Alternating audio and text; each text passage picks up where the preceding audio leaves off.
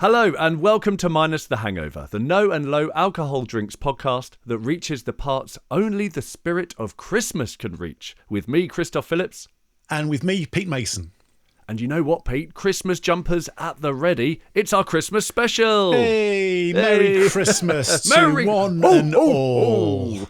Yes, very nice. So, Chris, are you a Christmas person? Oh, you know what? I am, actually. It's usually a pretty busy time of year, and we've got a 4-year-old as well. So there's she's become the focus for it. Fair enough. But I love it. It's a chance for everyone to get together, have some nice food, wrap up nice and warm, get cozy. It gets a bad rap, if you like, for being busy. Is that a pun? But I love all of that. It is a pun now. Bad rap. I'm going to claim it. Well, what about you, Pete? What about you? I enjoy Christmas, assuming Christmas lasts for 2 days precisely. That is, 3 days. Okay, I'll give you Christmas Eve, Christmas Day, and Boxing Day. So, anyway, Pete, what's in store for our Christmas special? I hear you ask. Well, that's a good question. So, are you going to let us know? I am going to let you know, actually, I am. Don your very best / worst Christmas hats and release Michael Bublé from his cave, because the silly season has come early to Minus the Hangover with our guide to keeping your Christmas day NoLo. That is, how to avoid alcohol on those many occasions throughout the day that traditionally scream for a boozy accompaniment. Yet, why deny yourself a tasty tipple here and there when these days there's a veritable smorgasbord of NoLo choice and variety? So, Pete, instead of wine o'clock, we're going for NoLo clock. Huh? Do you like it? Yes, very nice. I think you're right. There's so much choice nowadays. You know, gone are the days where essentially you had orange juice or Coke or something, or Schlur was the only option. I mean, actually, Schlur I've actually bought quite recently. They had it on offer in the supermarket, so I thought I'd have a bit, because it's very nice, but you just don't want it as your only choice, basically, if everyone else is drinking. It's my mum's go-to, definitely. Indeed. My mum's go-to NoLo, but these days we have so much more choice, and actually I think therefore it's much easier to keep the day NoLo, actually. Yeah. So that's why we're doing it. This is a guide, our guide to the very best Christmas NoLo drinks for each and every NoLo clock you might face. From that very first Bucks Fizz over breakfast, to NoLo wines to pull your Christmas cracker to over dinner. Not a euphemism. And onto the perfect short drink for that stuffed belly afternoon slump, and even something for when the overexcited, overtired and frankly overindulged kids have finally gone to bed. So we're going to be looking back at a few of the drinks, of course, that we've had. This is our 10th episode, as well as being our Christmas special. It certainly is. We've actually tasted 9 times 3, 27 drinks already, on top of 3 Quick more maths. this episode. So we're going to be trying Nozeco's Bucks Fizz, Italiano Cedrata, which is a non-alcoholic aperitivo from Lidl, and also the third of the trio of Lucky Saint beers that are out there. It is Lucky Saint Lemon Lager.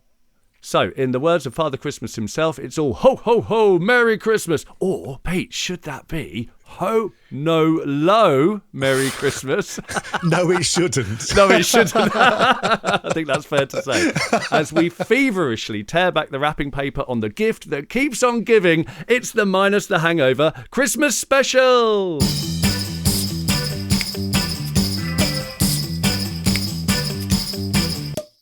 So, Pete, let me paint the scene. It's Christmas morning, and in a million houses across the land, everything is still and quiet and peaceful. And then, at some still ungodly hour, the kids wake up, bleary-eyed until the realisation kicks in, and rush into your bedroom to wake you up, drag you downstairs for a mad frenzy of present unwrapping, with all the ecstatic highs and crushing lows for if whatever obscure toy they've asked for is the right one that you've got them. And then it's a mad orgy of pre-breakfast chocolates and sugar highs, sibling spats and brattish attitude. And all the while, you're trying to warm the oven up, load it with a turkey the size of a T-Rex and find baking trays for 1,000 varieties of root veg and a metric ton of roast potatoes. You got to keep the sprouts from boiling to mush and serve up a restaurant quality mega roast with all the trimmings on your own. I mean, it's no wonder so many of us reach for the cooking sherry. But, Pete, there is another way. There is another way, I tell you. I can think of at least two ways that are different to that. Yeah. Firstly, kids. It sounds utterly chaotic. And then the second one is kind of, there's poor turkeys. What about those of us who don't eat meats like that? You got to think about them. Well, like I say, there is another way. But, Pete, I mean the NoLo way. So look, let's talk through the day and find those moments that always tempt us towards drink, our NoLo clock moments, if you will. Right, so if we are talking about breakfast, then generally speaking, the only alcoholic drink that most people will be looking at for breakfast is Bucks Fizz, which is, so Wikipedia tells me, a traditional drink to have in the UK at Christmas. Well, I think there's two choices, isn't there? You could just have straight bubbles, or you can water it down if you want to with the orange juice to make it into Bucks Fizz. I don't know. I think there's something about adding orange juice that makes it more kind of socially acceptable. Or again, so Wikipedia tells me. Of course, Wikipedia also tells me that Bucks Fizz is a 4-piece pop group who once won Eurovision. So maybe... horror. Let's not take everything it says at face value. But yes, basically Bucks Fizz, or as you say, just bubbles in itself. We've actually had a couple of those so far. Obviously, we had the Nozeco in episode 1, which we both really, really liked. It's great value. It tastes pretty good. And actually, I think generally it's one of the best ways into NoLo drinks as well, in that it actually tastes adult and it tastes pretty good and it's really cheap. Well, that's what I was going to say. It's really got that lovely fizz quality to it, that drying quality that, when you drink it, you feel like you're having a proper grown-up glass of bubbles. Yeah, and obviously we also tried the Kylie Minogue sparkling rosé, the alcohol-free version of that, back in episode 7. And really, either of those, I think, would work really, really well. Yeah, I thought the Kylie Minogue was excellent. So that rosé, I'm a big fan of that. Yeah, I think either of those would work really well as a Bucks Fizz. So I think I would probably go for the cheaper of the two, simply because you probably won't be able to taste too much of a difference. And that's the Nozeco, because that's around £3.50, whereas I think the Kylie Minogue's around £7 or so. Still good value, definitely good value. But yeah, you may as well save a few quid. I think you've probably spent up by the time you get to Christmas Day. Or, of course, the alternative is to go for a pre-mixed Bucks Fizz, like the first drink we're going to be tasting today, which is actually Nozeco's Bucks Fizz. Funny that, it worked out well, didn't it? Yes, now, I wasn't aware that they really made kind of pre-mixed Bucks Fizz, let alone a NoLo version. So yes, this is Nozeco's Bucks Fizz. It's made by, well, rather the brand is Nozeco, and the producer's actually is massive French sort of conglomerate or big company called Le Grand Chez de France.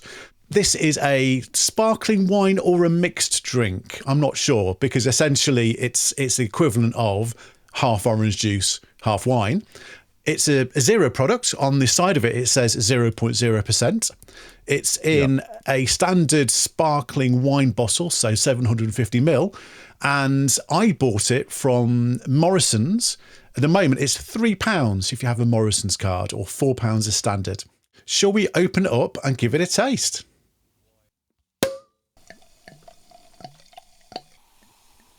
So that is pouring a very hazy, very cloudy, kind of pale orange colour, almost kind of peachy.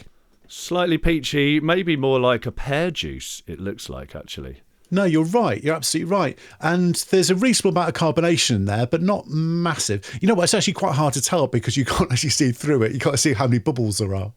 When I poured it, it felt very fizzy, but that actually dissipated very quickly. But it leaves behind a very Bucks Fizzy smell. I know that sounds really obvious, but the smell absolutely is convincing that is wine and orange juice mixed together. Yeah, in terms of the taste, I think that tastes quite nice. I think it tastes to me as if you'd mixed sparkling wine with quite a cheap orange juice, though.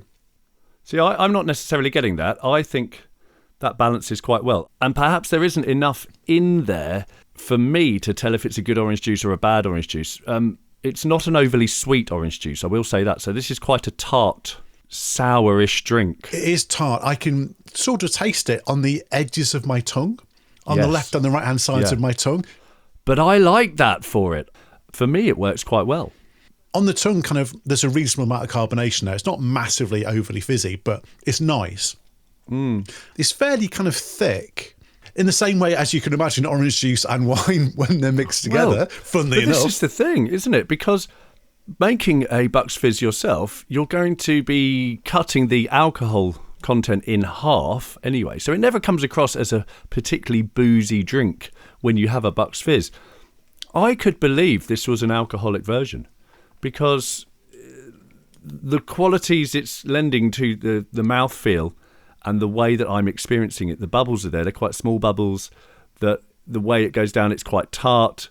I think that's really convincing. I think it's very nice. I would expect there to be more sweetness in there. As you say, it's a bit more sour. But I think that's expectation rather than actually whether it's, objectively good. Let's go through just the stats of it. So yes, it's a 750ml bottle. So let's say a serving size is about a quarter of that, so 175ml. In that case, you're drinking about 70 calories. You're looking at 17 grams of carbs. You're looking at about 16 grams of sugar. So that's about 4 teaspoons for a quarter of the bottle serving. It's labelled as being vegan. It's not labelled as gluten-free, but I can't see why it would not be gluten-free. There's no gluten ingredients in there, so I would be confident having it. Ingredients-wise, it's mainly de-alcoholised wine. It's then got natural orange flavouring. It's also got some colouring, so caramel syrup and what are called carotenes. And they're kind of these things which occur naturally in carrots, funnily enough. That's basically what the name is named after. And it gives kind of this kind of red-orange colour or yellow. I mean, I don't know whether this comes from carrots or not. It's probably from algae, to be honest, because that's basically... which makes it sound so appealing, doesn't it? This is it. But yes, it's got that. It's got some sulfites in as well. But, it's definitely kind of an orangey colour. Because without that, if you've just got a natural orange flavouring in there, you won't notice any change in colour. Flavourings are so strong that you don't need a lot in there to make a big difference to the taste. You're looking generally between £3 and £4, as I say. We got it for £3 from Morrison's. You can get it for £4 elsewhere, like Ocado or Amazon. Yep. As I say, Nozeco is a brand that comes from Les Grands Chais de France, which is a big French wine group. They're best known in the UK for their JP Chenet. Which is the slightly wonky bottle, isn't it? That's exactly it, absolutely. And in terms of this drink itself, I mean, there's not a lot to say about this particular version of it, but Bucks Fizz, I don't know if you knew this, but I didn't. But basically, the Bucks Fizz is essentially the same as a mimosa. Oh, did I? No, I don't think I knew that. Mimosa is sort of the American version. So there's an organisation called the International Bartenders Association, and they maintain their own list of quote-unquote official cocktails that are kind of the industry standard. And they basically say that Bucks Fizz and mimosas are the same. Now, I never knew what a mimosa was because you only ever saw it in kind of Hollywood films. And I don't think I ever really encountered it in this country. But essentially, it's very similar or equivalent to a Bucks Fizz. Although the recipes are slightly different. So the IBA, the Bartenders Association, they reckon 50-50 orange juice and Prosecco for either a Bucks Fizz or a mimosa, whereas obviously we would think it's champagne rather than Prosecco. And kind of in general as well, Bucks Fizz would have more wine versus orange juice, so maybe like 2-1 rather than evens. If you were going to do a Bucks Fizz at home with orange juice and with Nozeco or whatever, you might do kind of 2 lots of Nozeco for 1 lot of orange juice. Oh, see, I wouldn't. I would do 50-50. That would be my rule of thumb. You're looking at mimosas then. That's what you're drinking. You were thinking all along, I'll have a Bucks Fizz, and it's all lies. Oh, no, how embarrassing. What will the neighbours say? Oh. Too much orange in that, mate. Recipes vary. They absolutely do. Bucks Fizz probably predates mimosa as well, because we can actually say when Bucks Fizz was invented. And it's actually named after the Bucks Club, B-U-C-K. Is it? Okay, I have wondered. Yes, so it was first made in 1921, so the story goes, and we've no reason to think otherwise necessarily, at this private members club, this gentleman's club in London called the Bucks Club. And that's still around, actually, the Bucks Club. I mean, I suppose we're only a century later. And incidentally, I mean, certainly as of last year, when I say gentleman's club, I mean that in the sense of ladies are not allowed to be members there, which is kind of like, oh, come on, guys, Come on, get with the 21st century. What are you doing? Exactly. So that is what Bucks Fizz is and mimosas. And so this tastes to me, this drink, absolutely as if it's kind of 50-50 if you're going to do it with orange juice. Well, I suppose that's why it has met my expectations, because that is my impression of what the drink should be. And I think this is a good version of it. There's a couple of things that, as I've been listening to you, I've just been kind of also thinking about this experience of drinking. Yeah. The fizziness. Actually, what's left in my glass is still fizzy. So that holds on to its fizziness quite well. The other part of it is, do I think it's worth it being pre-mixed? And I think it's quite nice, but I'm not convinced I need to buy a pre-mixed version of this. Why not just buy Nozeco and a normal orange juice? The only real NoLo alternative to this is absolutely buying a Nozeco and buying some orange juice separately, because there aren't any other ones that I've seen that are Bucks Fizz without alcohol. And if you're looking like a really nice orange juice, you're looking at a similar kind of price. You're looking at around about £3 a litre. This is £3.50. So in terms of like cost per glass, it's roughly the same, whether you buy it pre-mixed or if you got Nozeco and bought a nice orange juice. So I think if there's a few of you, if there's maybe 6 or 7 of you, then I would absolutely look at buying them separately and putting them together. And then you've got a bit more control. Because like I say, to me, this doesn't taste like quality orange juice. I mean, it's not orange juice at all. It's, Nozeco with orange flavouring. It's not quite the same thing. If there's only 2 of you drinking it, then maybe you don't want a full bottle of Nozeco and a litre of orange juice as well. In which case, this makes a lot of sense because it's cheap. It's only £3. Yes. Or if you're on the move or you don't have the capacity to mix. Yeah. So shall we come to our conclusions about this? Thumbs up, thumbs down? Yes. For me, that question lingers a little bit, if it's worth it being pre-mixed or not. But it's a pretty trifling question. I think it's very nice. It meets my expectations. I like the drying mouth quality. I find it very convincing. And I like it. I'm going to drink the rest of it. It's absolutely a thumbs up. I think overall, I agree. I think it's a thumbs up for me because I probably will buy it again if I only want 750ml of NoLo Bucks Fizz. Yeah. I think if I want more than that, or if I maybe want to have a bit of Nozeco later on, I will absolutely do the splitting it, because I think as well I would probably prefer it slightly, but it does taste good. And it is cheap. So for me, also a thumbs up. Well, there you go. 2 thumbs up for Nozeco Bucks Fizz.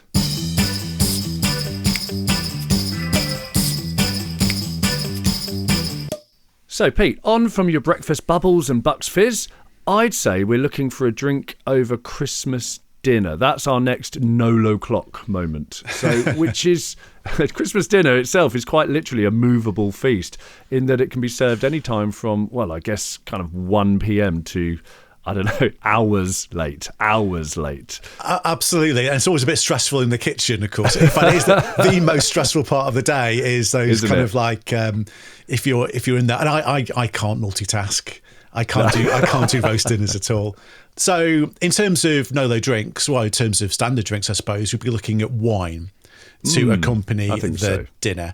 And so, as you know, Chris, we've had, I think, 3 NoLo wines over the last 9 episodes. McGuigan Zero Shiraz, Nozeco Merlot, and then also the McGuigan Zero Sauvignon Blanc. Of those, what I would pick is probably the McGuigan Zero Shiraz, because it's a nice drink. I enjoyed it. It's not too challenging in terms of complexity, but it's not nothing. It's not grape juice. I think it would actually just accompany the whole kind of like rich milk quite well in a way that I think would work for me, to be perfectly honest. I agree, actually. I think it's pretty well balanced. And, you know, the main event is the dinner. Let's face it. The wine goes with the dinner. So you don't want it to be too complex, too in your face, too much of anything, actually. You just want it to be something. And that's my big problem that we had with the Nozeco Merlot. Both of us, I think, were quite frustrated that it didn't do what we wanted a wine to do. Yeah, that's it. But the McGuigan Zero Shiraz really did. So, yeah, I can see where you're going with that. Yeah, how about you? I could just choose the Shiraz as you have done, but actually I'm going to go in the other direction. Okay. The third one we did was McGuigan Zero Sauvignon Blanc, which I really liked and have really enjoyed on more than one occasion. And it's a controversial choice because it's a white wine with a kind of gravy dinner, which might traditionally be paired with red wine. Sure. But I'm gonna blow that out the water because turkey itself is, of course, a white meat. And if you're having turkey, yes, you might be having ham with it. You might be having pigs in blankets, things like that. But I would argue you don't want something quite as heavy as a red wine. Sure. And particularly that this is a very good NoLo white wine. I think that sherbetiness, the lightness and the tartness of it will match very well. So that would be my choice. Yeah, no, I can totally see it kind of cutting through the fat. You know, it is very full flavoured in that kind of sense and kind of acidic in the way that, and quite crisp as well. So I can see that really working. Yeah. No, definitely. So that's dinner covered. Now we're going to fast forward to after dinner. So, Pete, let me set the scene. You're stuffed. You've loosened your belt, melted into a chair, maybe even had a cuppa. But as lunchtime turns to that mid-afternoon slump, you need a drink to wet your whistle and keep you going. But the thing is, Pete, you're too full for breakfast bubbles or even anything so gassy and voluminous as beer and cider. There's plenty of time for that later. Indeed. We need something else. Something to at least excite your taste buds, I think. One of the things, by the time you get to this point in the day, your taste buds are really kind of tired. They need refreshing as well. Yes. So, I mean, I would be looking at a few things that we've had. So, you know, we've had, for example, the Crodino, we've had tonic water that we've looked at, even something like, the rum and coke, the Morgan's Spiced Zero. I think the choice I would go for is a tonic water or, a NoLo gin and tonic. Although actually tonic water in itself is absolutely delicious, and particularly the Fever Tree one that we had. Yeah, it was. And I could just have half a glass of that, get a bit of ice in there and just sip away at it. You'll be able to taste it above the kind of the fat and all of the tired, fatigued taste buds. You will still be able to taste it and enjoy it. Yeah, I mean, we reviewed that way back in episode 3. Yes. But I really distinctly remember how good it was. It's really nice. I think that's a really savvy choice, actually. You could absolutely pair it with the NoLo gin. We haven't actually featured any on the show so far. We have got a couple lined up, but I don't think it needs it. I really, really don't think it needs it. You can just have that, dress it up like a G&T and just have the tonic and it will absolutely satisfy. Yeah. I'm going to go for the Crodino. Because, again, it's refreshing, it's bitter, it's short, you have it with ice. I really, really liked it. For me, I love tonic water, I really do. But Crodino still feels a bit special to me. I love it. And so being Christmas Day, that's the sort of drink I want. But Crodino absolutely would be a kind of a treat, if you like. So while I think Crodino is a really good choice, there's actually our second tasting today, which might enter into the conversation once we've had a tasting of it. So our second tasting, we're actually going to go for Cedrata. Now, this is new to me. Have you ever tried Cedrata of any sort before? No, I've never even heard of it before. No, it's new to me, but there's lots of different versions, and I actually came across this just by chance in Lidl. So Lidl, as you know, occasionally do these sort of seasons where they Yes. feature foods and drinks from a particular nation or an area, something like that. And this particular one was Italy that they were featuring. Yes. And I saw these bottles. It was a 4-pack. It was £3.29 for 4, so really cheap, 82p a bottle. And I just thought, why not? And completely on a whim, I bought it knowing nothing about it. So let me just talk you through it briefly before we open it up. It's a 200ml bottle. So, like I say, I got it in a 4-pack. It's completely zero product. There was no alcohol in it at all. Doing a little bit of research on it, it actually dates back to 1956. Not necessarily this brand of it, but Cedrata as a drink itself, because it's flavoured with the cedar fruit, which we more commonly know as the citron fruit, or cedro in Italian, which is where we get the name. Specifically, it's the Diamante variety that's grown in Calabria, which is the toe of Italy. Okay. So actually, there's a little bit of a history behind it. This is Lidl's version of it. Italiamo is their Italian brand, but that is a trademark of Lidl, so it's their own brand. I think we should open it up. What do you think? Yeah, absolutely.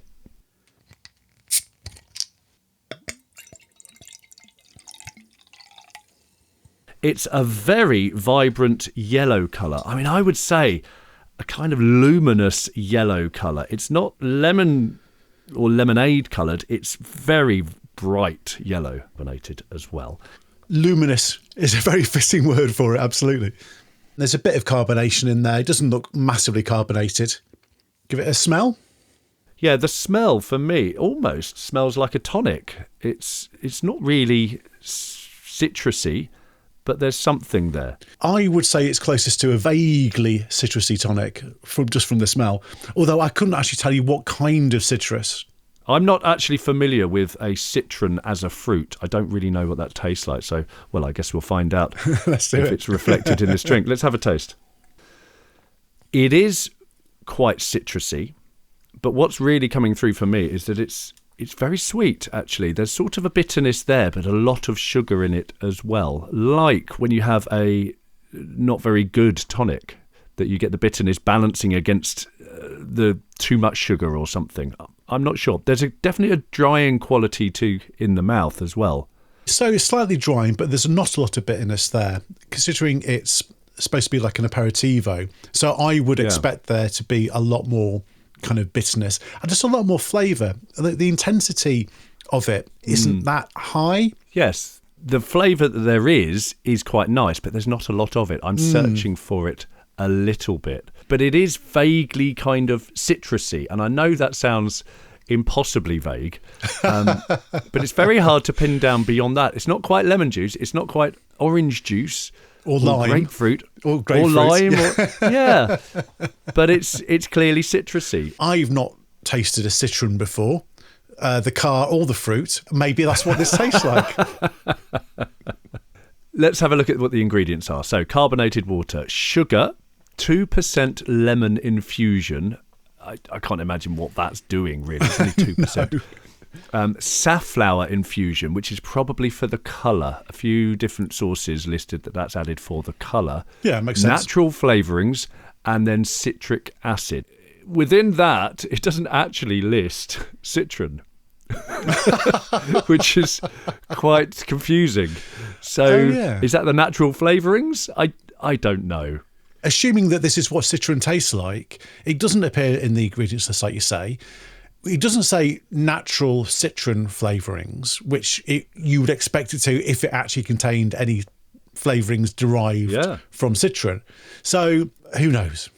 Slightly confusing on that one. In terms of the stats, like I say, it's a 200ml bottle, so fairly small. I'm not convinced you would want much more of it because that sugariness is coming through. Calories, well, I struggled to find exactly the stats for this particular Lidl brand. Look, we're looking at kind of around about 130 calories for a bottle, or about 30 grams of sugar, which is fairly high for the amount that you're having, and it kind of tastes it as well, doesn't it? It tastes very, very sweet, but I don't mind that as long as you've got the intensity of the kind of the citron or the citrus or whatever its flavour. And it's more sweet than it is citrusy. Yes, it is, yeah. Now, as I mentioned earlier, as a drink, it dates back to 1956. It was created by quite a major brand called Tassoni. Now, that's before Crodino was created in 1965. So actually, maybe Cedrata is the kind of originator. It's a very early adopter of a NoLo style aperitivo, as they call them. And it became quite a symbol of Italian bar culture in the 1950s. So my guess would be that Crodino was then kind of piggybacking on that as a cultural phenomenon. There are quite a few major brands that do create their own Cedratas. There's Tassoni, as I said. There's Polara. There's San Pellegrino. There's one called Galvanina as well, which is an organic version of it. They all use citrons from the Calabria region. But it's nothing to do with the cedar tree, the coniferous tree. It's the cedar fruit, or citron as we know it, or cedro in Italian. Now, just a little bit more backstory. Lemons were created. Lemons are a man-made fruit. Did you know that, Pete? I was vaguely aware that most citrus fruit isn't kind of naturally occurring, as it were. Sort of vaguely, but I couldn't tell you which ones are which. So lemons were created about 2,000 to 4,000 years ago. They're not really sure. But it's by crossing a wild citron fruit with a bitter orange. Right, okay. That's how you get a lemon. So, if life gives you lemons, well, life doesn't give you lemons. We've created our own lemons. Once again, sayings have lied to me. What are you going to do? But it does beg the question, Pete. What would happen if we blended Cedrata with Crodino, which is bitter orange flavour? Would it taste like lemon juice? Well, very expensive lemon juice, quite frankly, very expensive, and very yes. sweet. There you go. So, look, what are your thoughts on it? And ultimately, is it going to be a thumbs up or a thumbs down? As we discussed in a previous episode, and in fact in the after hours for episode 9, you gave me a bottle of Crodino, the version that you can get in the UK. And I did actually try that prior to the episode. So I have very fresh memories of what that tastes like. And I have to say, I much prefer the Crodino. Not in terms of the flavour itself, but certainly the intensity of it. Because I like this flavour. It's just not enough of it. And absolutely, yeah. If you're getting a 200ml bottle, that's not even 2/3 of a can, you're expecting something quite intense. And this does not deliver on that in the same way that Crodino does. I really enjoyed that Crodino. And this is kind of a bit meh. For me, it's a thumbs down. I actually agree with you for my own personal taste. And this is a really tricky one because we've always said that we would review for what we like.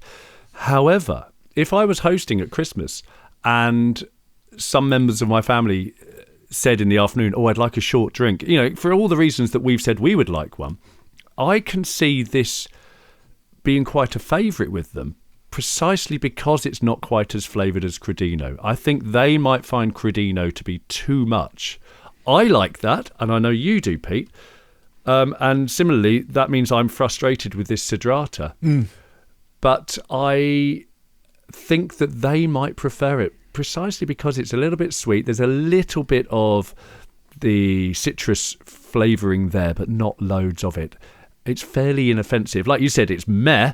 Now, that can be totally a negative, or in this case, I think it can be a positive. So I'm going to split the votes. I'm actually going to give it a thumbs up, given the context of it being Christmas. I would drink it, but I do prefer the Crodino, and I think other people might quite like it precisely because it's not packing so much flavour. So it's a semi-reluctant thumbs up from me. No, that's fair enough. I suppose in the spirit of giving to other people, so you're being very magnanimous there. So that is one thumbs up and one thumbs down for Italiamo Cedrata.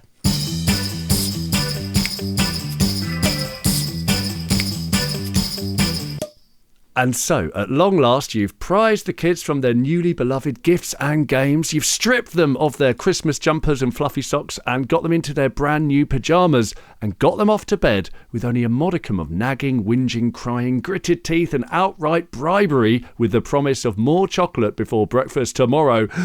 Which means, finally, you can do one of two things, Pete. You can melt back into the sofa with a movie on and a plate of, well, I would have cold meat, cheese and pickles. You're vegan, so you wouldn't. I would have cold fake meat, cold fake cheese and cold fake pickles. Or the second option, you can pick yourself up, dust yourself off and turn your attention to the dreaded or perhaps much looked forward to Christmas games.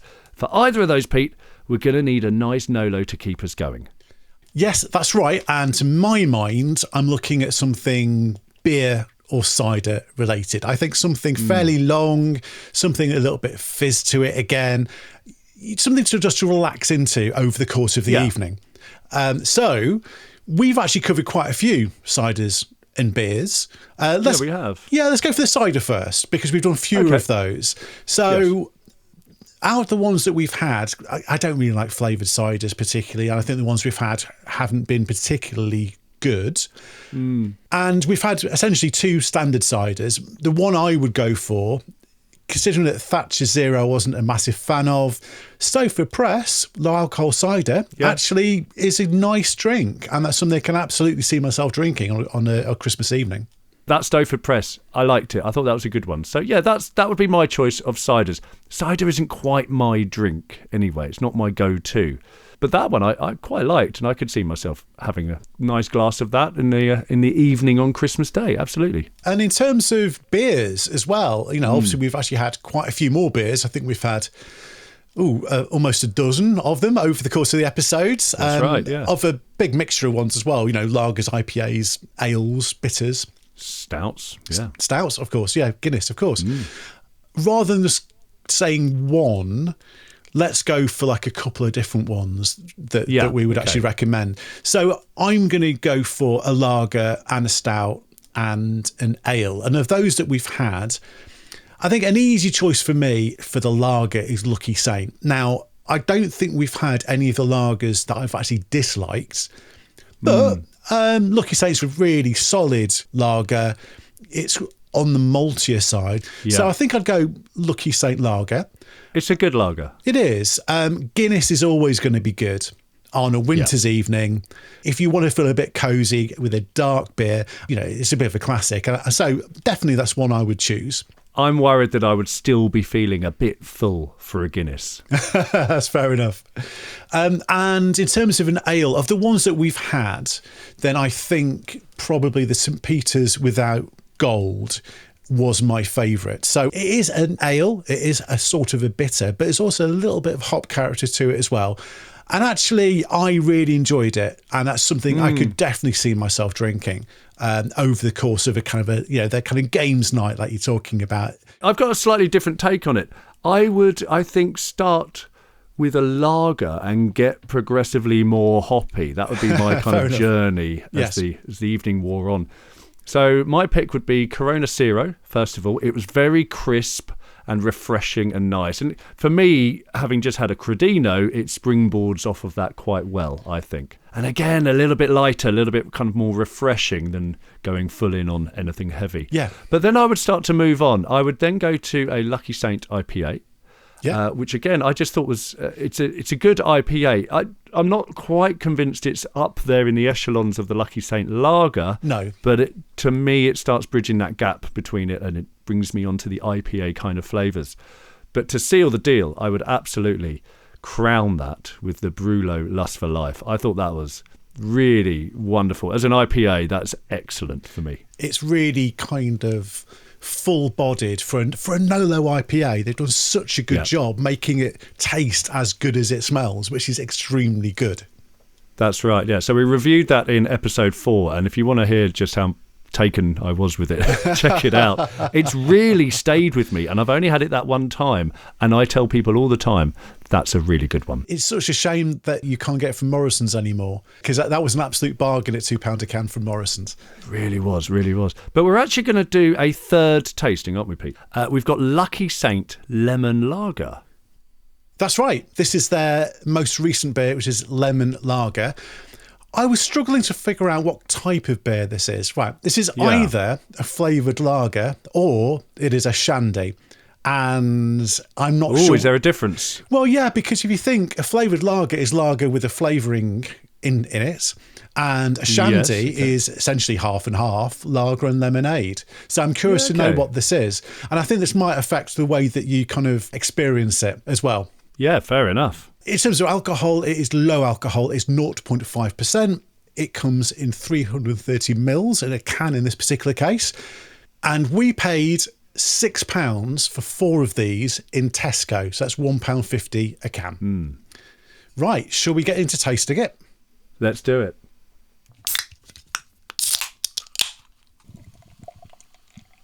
It's quite a pale yellow. I've got quite a reasonable head on mine. In terms of the smell, I'm getting quite a yeasty funk coming from it. But I can't say I think it's particularly a pleasant smell. It's fine. It's not really offensive, but it's not super inviting either. And I'm not really getting any lemon on the smell coming through. I can't smell any lemon whatsoever, but I can absolutely smell the kind of the yeasty lager. I quite like that. I like the sort of smell of yeast. It's definitely kind of a lagery smell. But yeah, no lemon. On the taste? Interesting. Can you taste any lemon? No. Not really. What I'm getting here is a lager it's like it's been cut through with lemon to kind of make it tartar and more refreshing. But the lemon itself has been cancelled out by those other elements, and I can't taste actual lemon in it. So it's not a shandy. It's not a radler, because it doesn't come across as that, and it doesn't have that kind of thickness to it. Ooh, that's confusing and weird. The texture of it, the kind of the mouthfeel is very much of a lager rather than a shandy, definitely. I'm getting the faintest hints of lemon. It's a little bit like, actually, when you get one of those Corona Zeros and you put a wedge of lemon or lime into it without squeezing it. You get just the slightest hint that there's some citrus going on, I should say. Not citrus. No, we're not on the Cedrata. Absolutely. Yes, no, I think that's what this is trying to emulate, is that kind of the little addition. To my mind, this is definitely a flavoured lager, a slightly flavoured lager with lemon. Oh, I'm puzzled by it. I'm confused. I don't know where it sits with me, and I don't know what to think about it. Don't know. I do prefer the standard one, I have to say. The additional sharpness from the lemon, because it is actually coming out now, I can actually taste it a bit more. It kind of cuts through the body of the lager in a way that is kind of fine. It tastes like, I imagine, what it would be if you added a bit of lemon juice to their standard lager. Yeah, it does. I mean, that's fine. I suppose maybe that's what we should expect. I didn't know what to expect. No, I didn't either. Never had it before. I think my problem with it is because of that lemon cutting through it in the way that it is, it's kind of taking away the satisfying bitterness that you need in the aftertaste. So have a little swig, Pete, and see what you think. When you swallow it, is there anything going on in the aftertaste, or does it just go? Yeah, normally I get some maltiness there, but when I say it's overpowered by the lemon juice, it's not a particularly strong lemon juice, but it's just enough there to kind of counteract it, and it's a bit confusing, basically. Yes. Yeah, strange one. So in terms of the stats, as I say, it's a 330ml can. In that can, there are 80 calories.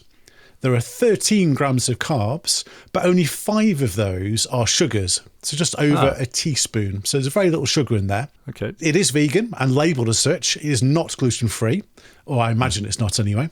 In terms of the ingredients, water, malted barley, hops, yeast. So far, so Lucky Saint Lager. Yeah. On top of that, you've got sugar as an addition, and you've got concentrated lemon juice, which is actually 0.4%. So I'm not sure if that would actually do anything. But there is that to legally allow them to say that there's lemon there? That might be the minimum amount. Well, it wouldn't surprise me because that's a very small amount. You've also got natural flavouring. So if it was called natural lemon flavouring, we know it would be from lemon. Yeah. But it doesn't say that. So it might not be from lemons. It might be, but it might be from other plants which contain sort of lemony compounds, sort of citrusy compounds. So because obviously when you get a lemon, it's not just got one or two things in it that make it taste like a lemon. It's got a whole multitude of things. And a lot of these chemicals are shared with other plants which have kind of citrusy flavours. So something like this, you can actually get the compounds, things like citral or limonene, which are both kind of citrusy, lemony things. You can get them from things like lemon myrtle or lemongrass, or even some species of basil. So if you want those lemony flavours, lemons actually contain very little of the lemony stuff in there. Other plants have a much higher concentration, and so they're cheaper to actually get these lemony compounds out of. Interesting. Okay. So the fact it says natural flavouring as opposed to artificial means it has to come from something. It isn't just synthesised in a lab. It's extracted in a lab, if you see what I mean. But not necessarily from lemons. No, if it said natural lemon flavouring, it would have to come from lemon. Again, this is my understanding. This will absolutely be a deep dive in a future episode. Definitely. So what do you think then? Thumbs up or thumbs down? I'm really not very taken with it. Look, let me qualify it. I'm not a massive fan of shandies or radlers anyway. I didn't like the panache that we reviewed previously, the Santa Mer panache. It's not quite to my taste anyway. And that version, that panache, I thought was a poor version of it. This is better quality than that. It doesn't taste cheap and nasty. Yeah. But it doesn't really do it for me. Mostly, I'm just lacking the bitterness that I want to carry through with these slightly fresher flavours that the lemon kind of brings in. It doesn't feel very balanced. It doesn't work. I don't like it. I'm not going to buy it again. It's a thumbs down.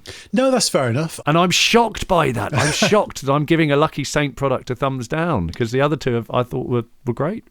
I think that this is easily my least favourite of the three beers that we've tried from Lucky Saint. Yeah. I think it's okay. The more I'm drinking it, the more I'm kind of coming round to it. Certainly it's the kind of beer that I can imagine drinking on a hot summer's day or afternoon in the beer garden. Right. I think there's a seasonality to this that isn't necessarily the case with their other beers.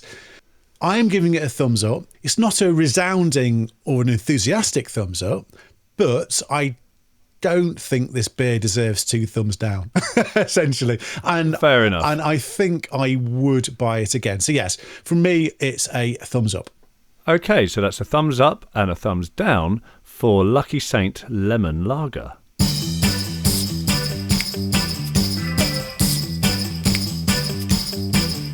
Now, there's one other NoLo clock moment that I want us to have a think about for Christmas Day, and that's right at the end, the kind of nightcap, just before you turn in something to, I don't know, close off the day. Yes, yeah. And I wanted to do its own dedicated kind of section, but had a bit of a problem doing it, that I can't find a NoLo port or a non-alcoholic Advocaat or a non-alcoholic Baileys. I mean, there might be some out there, I suppose. I couldn't find them. So, listeners, if you do come across any, please do let us know, because I'm quite keen to explore it. But then it got us thinking about this as a moment. There's a gap in the offering for NoLos, isn't there? Certainly, there's nothing available in the supermarkets. There may well be some very small producers that are doing things like this. Certainly, you can't get like a non-alcoholic Baileys, which I think is something they probably should do, because I think it would actually sell. I think that could work quite well. Absolutely. They've done a vegan Baileys before now, so there's no reason they couldn't do something like that as well. So I think really where that leaves us is, can we reproduce those ourselves? Yeah, interesting. Yeah. Is it possible to make a NoLo port based on what we've got out there already? Because, I mean, what is port? It's fortified wine. Yeah. It's wine and it's potentially sugar, but it's certainly got brandy in it. And I know there's NoLo spirits out there. I'd have to double check on the brandy. But in theory, this is something you could absolutely do. Yeah, I think you're right. I was worried with the Morgan Spice rum when we looked at that so much of what that flavour is would be missing because the alcohol isn't there. Would that carry over and be a problem for ports and Advocaats and Baileys and things like that?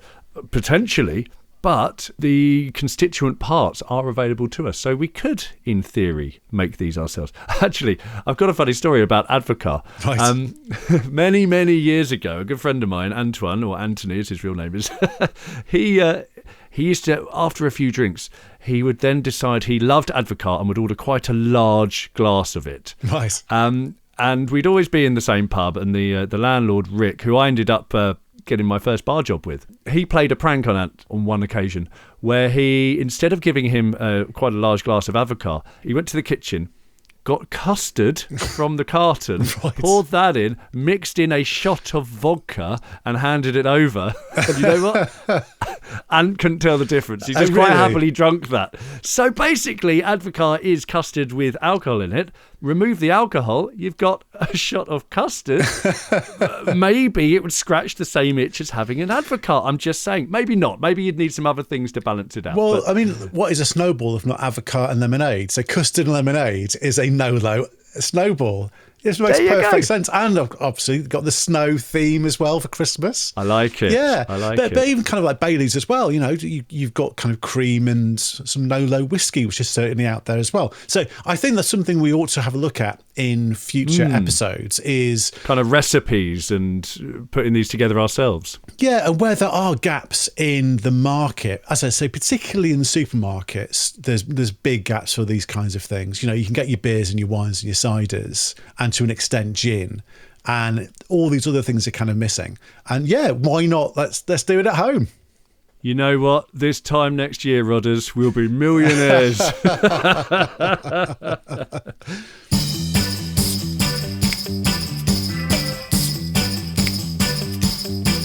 So there you go. Christmas Day, NoLo style, and the minus the hangover way.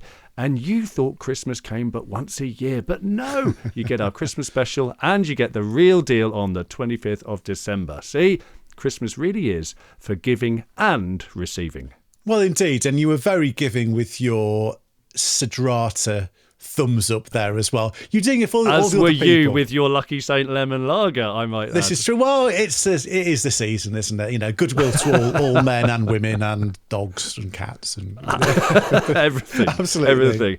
As ever, you can listen to us on Spotify, Apple Music, Facebook, or wherever you get your podcasts. And please do give us the gift of your support with a follow on all of your preferred social media platforms. Just search @-the-hangover, all one word.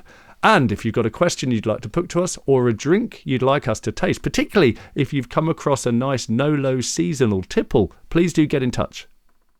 So, Pete, what's on the drinks menu for next episode? So next episode is our first episode of 2026, and it is in January. And so this is Dry January, and it's going to be our special on how to navigate that. So rather than necessarily being aimed at our sort of current listenership, it's really kind of aimed at people who maybe want to do Dry January, but they don't know where to start. You know, what do I drink? If I like lager, what should I choose? All this dazzling array. There's an embarrassment of riches now in the supermarket. There really is. Certainly the proposition 10 years ago was much different. Now you've got lots of choice, lots of options. It really shouldn't be the hardship that perhaps it once was. And I know that hardship's part of it. A little bit of privation in there is kind of part of the culture of it, if you like. Well, yeah, the idea. But you'd rather not. You'd rather have the appearance of privation, but actually make it as easy as possible. It's a valid point. Don't make it harder than it needs to be. Yes. So, yes, there's plenty for us to dive in on that, I think. There is. So not only are we going to be recommending certain beers that are going to be readily available to people who don't know necessarily what's out there, but also in terms of tips on how to approach these kinds of things. You know, we've already touched on it with a wine episode in terms of managing your own expectations. And really just all round a kind of a beginner's guide, the idiot's guide, as it were, to Dry January. That's what we're aiming for. I think that's great. Okay, so join us then. But thank you very much for joining us now for our early Christmas here at Minus the Hangover with me, Christophe Phillips. And with me, Pete Mason. Have a fantastic Christmas and New Year and enjoy whatever drink takes your fancy, minus the hangover. Ho, ho, ho! Merry Christmas! Merry Christmas!